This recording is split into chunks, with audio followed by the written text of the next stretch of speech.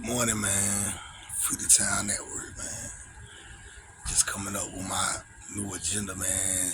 I want to share with y'all, man, about what I got that I want to present to y'all. I got some friends, some bros, locked up, some of them out, you know what I'm saying, that was doing the type numbers I was doing, you know what I'm saying, doing like life sentences.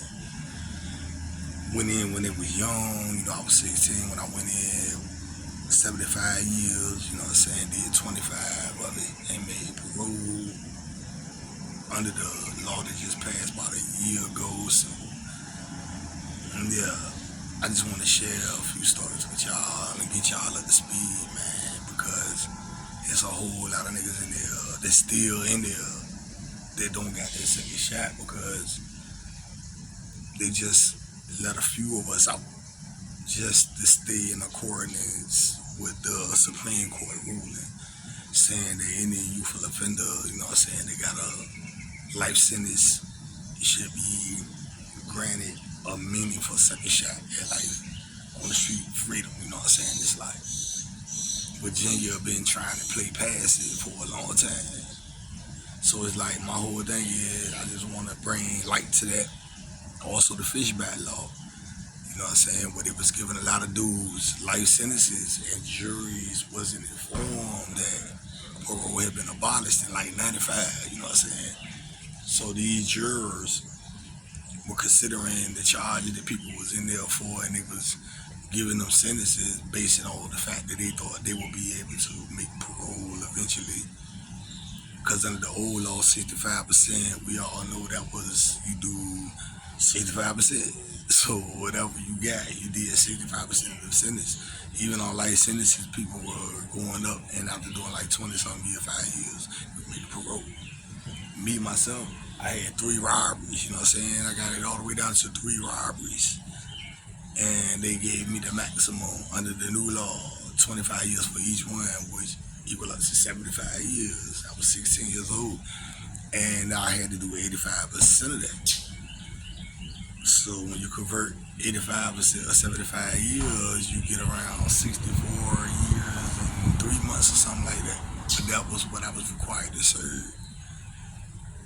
By the grace of God, I'm out. You know what I'm saying? But we still got brothers and sisters that's still there under that same law and they're not being considered because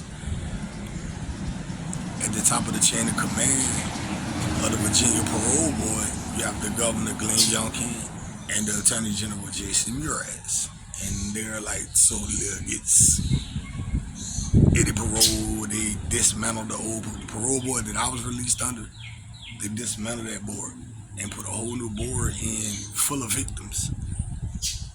You understand? So you got a whole board that's full of victims. They've been victims of crimes. People that committed the crimes against them are still in the system. So how is that not? How was that not biased? I was blessed to go up under the old parole board and the new parole board, Chadwick Ludwig. I can't remember his name. But he granted and went along with the old founders of the old parole board saying I had an excessive sentence. Right? 75 years to a 60-year-old excessive sentence. We'll get into that on the channel. Also, I want to present my man Sherwood Scott. He from out of town. Lafayette, Pop Place, all that. My man Maurice, you know what I'm saying? Reese. Yeah, I want to draw attention to these cases because you have Detective Forbes. He was a homicide detective in the 90s, and he was putting cases on people, and people were paying him off, and he was putting bodies on people, and it's like, okay, he went to the Fed for that. They gave him 9 years. He actually got caught, tried, convicted by a jury of his peers, just like us, and sentenced to 9 years. But yet you still have these guys that cases were handled by him and his homicide division, and they're still serving their life sentences. I want to bring some attention to that. The Second Chance Act, I want to bring attention to that, man. Look, man, we the town, bro. We the town. You know what I'm saying? So it's like everybody that's in that box that y'all forgot about. They y'all brothers and sisters, man. I said in that bitch 25 years because of the simple fact that when I left, I was so young. I ain't really leave a legacy for nobody to remember me. I don't kids, none of that shit. Like I was just a knucklehead straight out the gate. But now I got a chance to come out here and make myself matter to people, you know what I'm saying?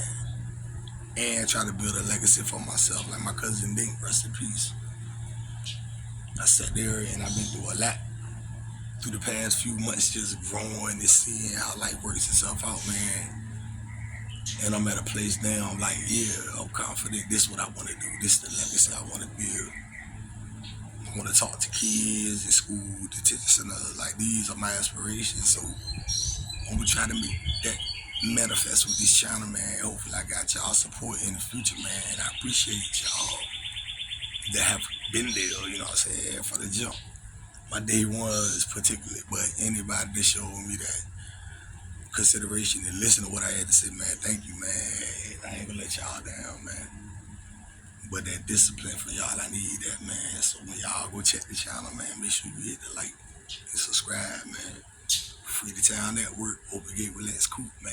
YouTube, Facebook, everywhere, man. I'm in the town. Love is love. Love is everything, bro.